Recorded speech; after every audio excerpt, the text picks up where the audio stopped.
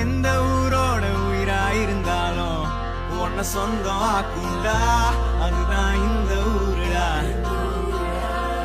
எங்க பீச்சு காத்து மேல பட்டா போதுண்டா, உனக்கு நல்ல ராசிடா, இனி நீ சென்னை வாசிடா.